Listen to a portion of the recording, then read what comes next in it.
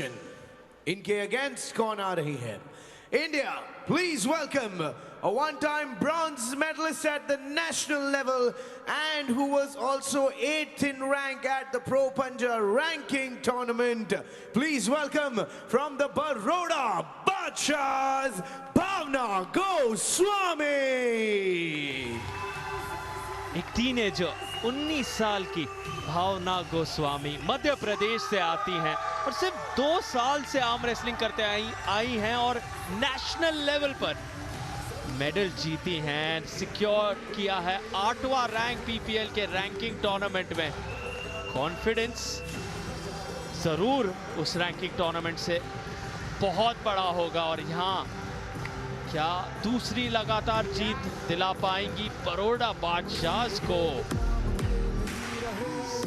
करीब करीब 7 साल का अंतर कराबी और भावना में। कद कराबी का छोटा है इसलिए शायद राइजर का इस्तेमाल हो। जी हाँ, राइजर वैसे दोनों के लिए यहाँ पर हमें नजर आ रहा है। राइजर रूल्स के बीच है, अगर आप चाहें तो आप रेफरी से मांग कर सकते हैं उस प्लेटफॉर्म की, जिससे आपको आसानी हो जाए, आपका कद थोड़ा और ऊंचा हो जाए और आप टॉप रोल लगाने में थोड़े और सक्षम हो जाए। टॉप रोल ऊपर से लगाया जाता है और अब क्या हमें पहले ही राउंड में टॉप रोल नजर आएगा? Don't move. रेफरीज ग्रिप के बीच आपको कोई मूवमेंट नहीं करनी। अगर आपने 2 बार मूवमेंट कर दी, 2 फाउल हो गए तो आप सीधा वो राउंड हार जाएंगे रेफरीज ग्रिप के बीच। यहाँ पर शुरू होने जा रहा है पहला round. Don't move, ready go. Don't move कहते हुए रेडी गो हमारे मेन रेफरी। क्या बात है, चकड़ बनाई रखी है, स्लिप नहीं होने दे रहे हैं। अगर यहाँ हाथ फिसले तो सीधा स्ट्रैप में जाएगा और दोनों स्ट्रैप में नहीं जाना चाहते हैं। जिस तरह से यहाँ अपने हाथों को जकड़ के रख रहे हैं। मुस्कुराहट देखिए भावना की, जानती हैं कि अब ताकत मेरे हाथ में ज्यादा है। उस मुस्कुराहट से ही उन्होंने एक इशारा कर दिया था अपने टीममेट्स को कि अब मैं पिन करूंगी। क्या बात है, क्या कॉन्फिडेंस है ये भावना गोस्वामी का।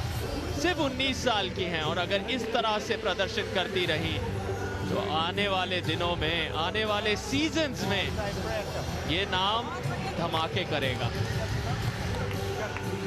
स्लिप के लिए बिल्कुल भी नहीं गई। जिस हिसाब से लगातार निरंतर अपनी फिंगर्स को रीग्रिप किया खोलकर, कॉन्फिडेंस काफ़ी हाई था। मालूम था कि इस राउंड को जीत लेंगी, इसलिए ना खुद स्लिप के बारे में सोचा और ना ही अपने ओपोनेंट को स्लिप के बारे में सोचने दिया। भावना गोस्वामी ने पहला राउंड जीत लिया है। क्या कराबी को एक बार फिर से एक हार का सामना करना होगा? उस हार से केवल 1 राउंड की दूरी पर अगर तीसरा राउंड एक्टिवेट करना है तो यहाँ जीतना बहुत ही आवश्यक। हर अंडरकार्ड मुकाबला 3 राउंड्स का 1-1 की बराबरी होने पर हम जाएंगे निर्णायक राउंड में। क्या वो काबिलियत है कराबी में? देख सकते हैं आप कैसे अपने लोअर बॉडी को भी इस्तेमाल कर रही हैं कराबी। अपने जो बैक मसल्स हैं, पुल मसल्स जो होते हैं, कहीं ना कहीं वहां से भी ताकत जनरेट करना चाहती हैं, एक एंगल क्रिएट करने की कोशिश में। दोनों पैर तो उठ नहीं सकते, एक पैर उनका उठा हुआ है। रूल के अनुसार दोनों पैर नहीं उठेंगे और यहाँ पर कराबी की शुरुआत अच्छी, लेकिन भावना जो करती हैं वही कर रही हैं। पूछ रही हैं मैं कब मेरे तरफ लाऊं कराबी को, पूछ रही हैं। अब बता दीजिए, और वो भी किससे पूछ रही हैं? अपने प्रतिद्वंदी के टीममेट से।